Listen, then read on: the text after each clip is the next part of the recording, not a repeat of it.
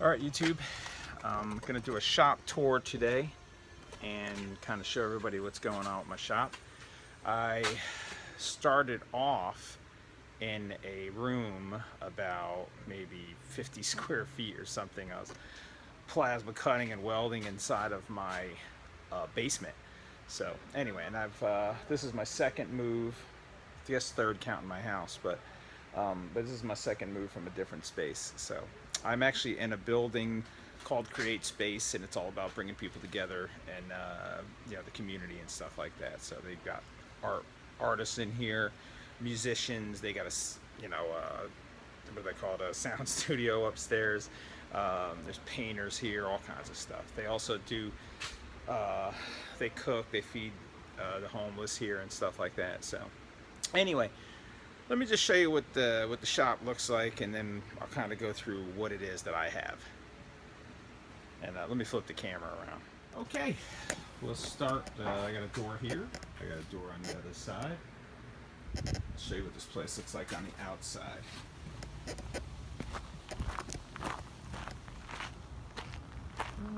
Nothing fancy. No windows. You walk on in. This is where I keep most of my material and stuff like that. So materials will go inside of here. I also have materials over here.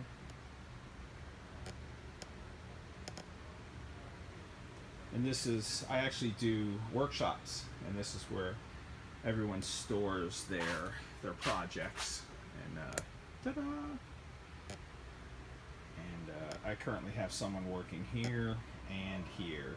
That is actually a set of nightstands, and this is actually what is that game called? I can't remember it now. It's the Assassin's Creed logo. It's going to be a metal flag and backlit. So, and that's actually, I think this kid's like 15 or something like that, but he really wanted that. So. And in this area, I have a metal brake, a little roller down there.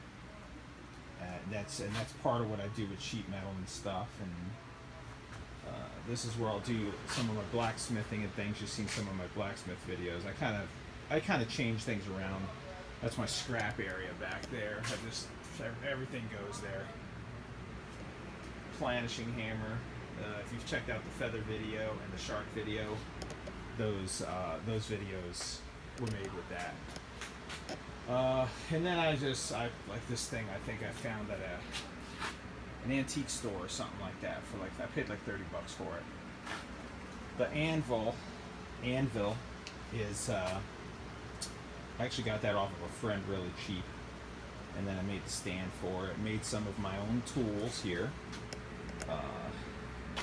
That one's been made by me. That one, and the forge. Let me turn this fan off. The forge, I actually saw it online on YouTube, and a guy by the name of David Hammer has an awesome channel, and I kind of copied his setup, and he gives you detailed, instructions on YouTube and stuff. So if it's something you're interested in, it's real easy to make too. And but anyway, and then I'll do most of my welding over here. There's a generator down there. It's not normally there. It's actually a friend's. He asked me to look at it. So I have a welding table here, and I have a plasma table here. And this is a welder. It's just a 110 to 135 welder made by, I think they're just all made in China or whatever, and they just put different stickers on them. But I've had that thing for 2 years, and it works great. So I use 7525 gas, and I use 023 MIG welding wire out of it. And then moving on to my plasma, that's an eBay special. You can get those for about, I'm going to say $200 to $300. That's a scratch arc, but now they make them with a trigger arc, and it's called I think it's a Colossal Tech Cut 50D, And I don't. They say it'll do up to like 3/8 or whatever stock. So I've never had to go that high. I usually do thin stuff when I'm doing my art projects and things. So, and then over here in this box, I actually have another one of those for when I do my workshops. So I just got to get a tank of gas for that. I got all my helmets and stuff over here and aprons. Like I said, I always pull things out and rearrange. The vices are all on stands, so you know people can do their art projects and stuff and use different molding tools and things like that. So this is a standard compressor. I'm going to kind of go counterclockwise in the shop. I got an 8-inch joiner here. I don't buy anything new. I buy everything used, and I find that I get just as good of life out of them. That's a Grizzly, I think. I paid like $3.75 for the thing or something. So, drill press was a former employer, and he sold it to me. So it's another score, and it works. It doesn't have a adjusting bed or anything on it, just stationary, but it works for me. Bandsaw is the same way. Bandsaw also came from a former employer I had, and it works. These old ones, they really, do well for me. And over here, I'm getting ready tonight for a wood turning workshop. So it's a private class, and it's just one individual, and we're both going to be turning parts and explaining as we go along. So, and again, both of those that came from Restore.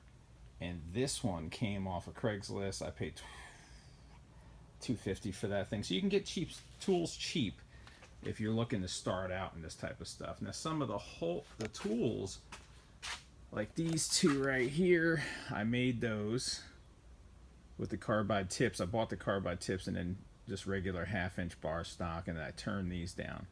I also made this, but that was an actual easy tool that I broke the handle out, broke the handle off, and put a longer aluminum handle on for leverage. So, and then both of those are Harbor Freight specials right there. They work really good. I've had them for about 9 months. Also awesome prices, and also, like a little belt sander down there. I did a job and he paid me in tools. I just kind of have to keep everything hidden out of the way. Planers, sanders. So anyway, moving on. And then over here, the shop's kind of a wreck on this end of the building, but.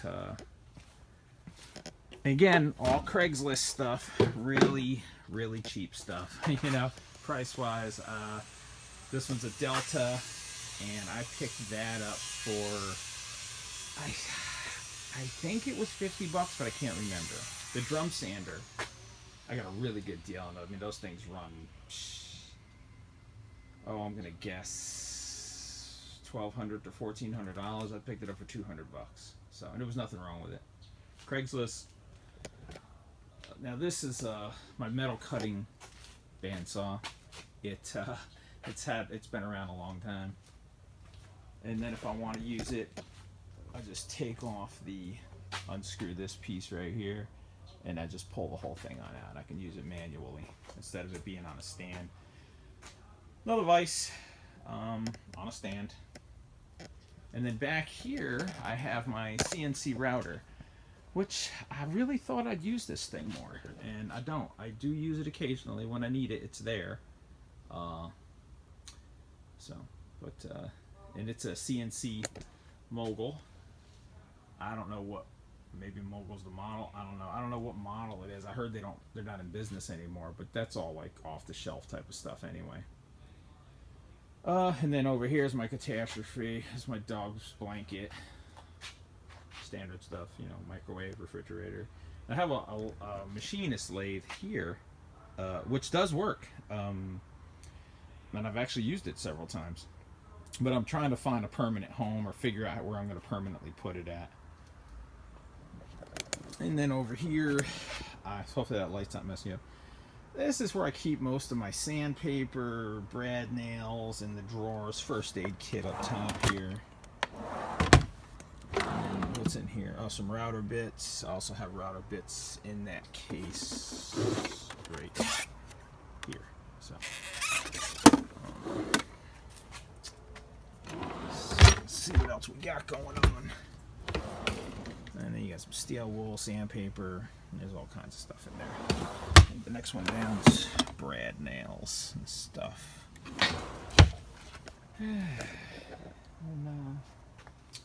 Okay, and here's this is my chemical cabinet. It's just a regular cabinet, but it is where I keep all my chemicals at and stuff. Probably not the ideal situation, but it works for me. Here's some of the stuff I've messed around with in the past. And then over here is where I will make the programs for the CNC router. I use AutoCAD, and I'll either trace or draw something, and then I get this miscellaneous junk down there. And this is another shelf that when I'm doing workshops, this is all the materials that they get to pick from, and the stuff that's on the floor, and also whatever's in that corner back there. So anyway, but that's all the materials. And my toolbox obviously just has tools. That's a drill bit holder. Got a little gauge on the back there, which is awesome. And then inside here is, drill bits, screwdrivers, pliers, hammers. Let's see what I got. I got a few hammers. I got a bunch of stuff on that table over there.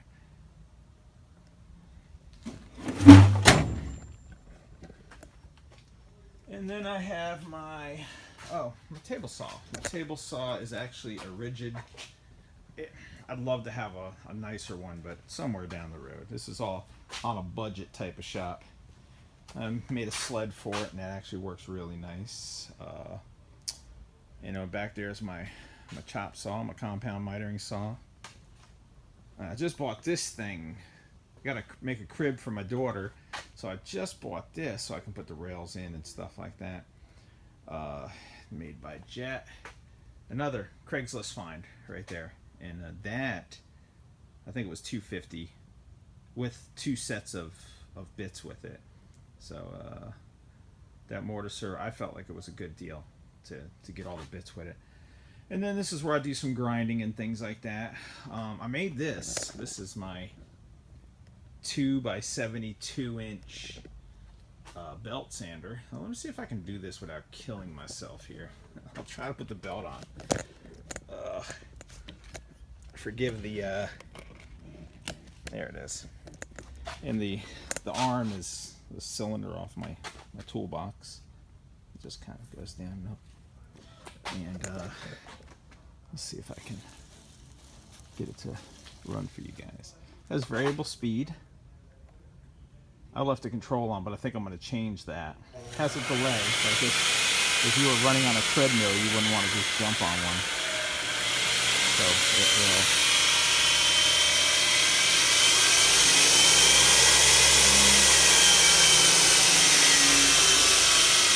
Yeah, that was treadmill, and that was all parts I had laying around. The guide wheels, I did machine those myself on if I had to do it all over again, I'd spend you can get them on eBay for like $120 or something. And you get all 4. You get the, so anyway. But yeah, all that's all homemade, I guess you could say. And then I have various stands all over the place. I got a tripod here. This thing is just something I found in a cart somewhere so I can aim it around. It's on a weight. So, anyway. And then I have this here shelf, and this has most of my hand tools on it and stuff, so. It's a wreck. And some springs. You can always make stuff out of springs and stuff. So basically, and then I have a set of cutting torches down here on the end also.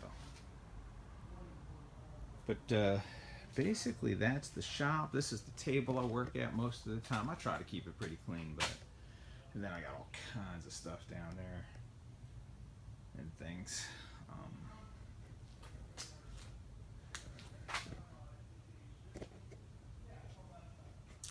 So I have intentions on doing another video on making channel letters. That video is, I think it's almost to 70,000 views or something. A lot of people have questions. I mean, I get people all the time asking, can you teach me how to make channel letters? And so I think I'm going to do a fairly in-depth on how I do the channel letters and stuff like that. So, because I've changed a lot of ways I do them and stuff. And it's the process has changed. You know, it was a lot harder in the beginning. I was using this handmade vise thing and stuff. If you check out my channel letter video, now it's totally different, and it's a lot quicker too. So I don't know if I just gained that through experience or what.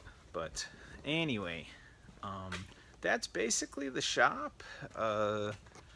You know, if there's something you want to see or know about or talk about, just leave it in the comments. And please like and subscribe. I'd appreciate it. Later.